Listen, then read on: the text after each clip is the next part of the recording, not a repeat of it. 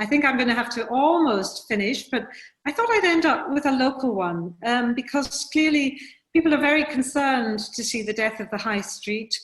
And there's a question here from Graham Stickings saying, how can we've seen a number of businesses close because landlords are demanding rent increases that businesses can't sustain. Mm. And he's giving some examples, but I won't name them. How do we stop landlords doing this to preserve our high street? And in complement to this is actually another one, which is about the landlord licensing scheme, which I don't know much about. That's the second one. How do you deliver social distancing? And thirdly, not just businesses, but how do we stop vulnerable tenants who may be facing eviction in the next few months? Because as you know, there's been a policy on freezing evictions. So that's sort of three parts. These are three separate questions, but they kind of all nicely link together in some ways. So that's businesses closing because of rent increases, the problem of evictions for local people, and then how do we deliver on this landlord licensing scheme? Who'd like to take this one first? I'm happy to answer a little bit. Okay, I think make the answers really short because we're over time now. So thank you.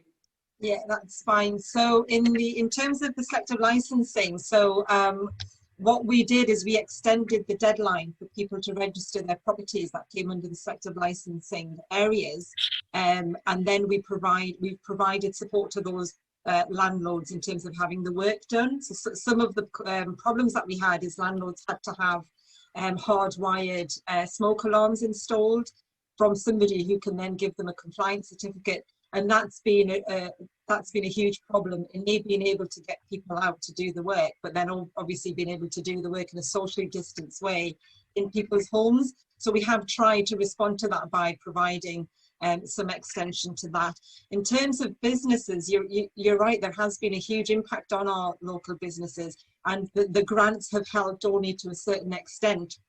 And unfortunately, not all businesses have been able to benefit from that because of the criteria that was set by government on who can access those grants. But you know, we're kind of still there in terms of trying to provide support, but we will now start seeing a bigger impact on who's been affected and who hasn't.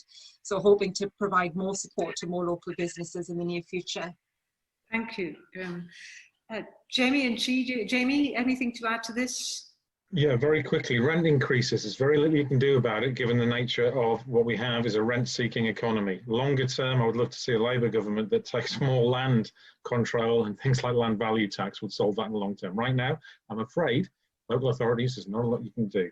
In terms of licensing, echo everything that Iriam says, and for vulnerable tenants, we just need to make sure that that is extended. It is such a false economy to be putting people homeless at a time of a crisis when there's a mass unemployment wave and we're spending billions paying people to stay at home and not work, rightly. Well, why the hell don't we do a similar thing to keep people in homes? Thank you, Jamie. And Chi? Absolutely, that Labour's campaigning to extend the eviction, the ban on evictions for tenants who've been hit by COVID. And also, Graham Stickings asked this question. I want to see our high streets able to flourish and to be able to compete. They're in a position of competing with mass giants like Amazon, who don't even pay the taxes that they should be paying. So we need to take this opportunity, and we can, to support our local businesses, to support our local cafes and local producers, and to effect tax properly and actually make them put them in a properly competitive footing, which is not the case now. Some of the tech giants who are not paying local rates and are competing with our local businesses, and we need to rethink the high street and make it a more local place, and make sure that it's not being unfairly competed against by the giants like Amazon.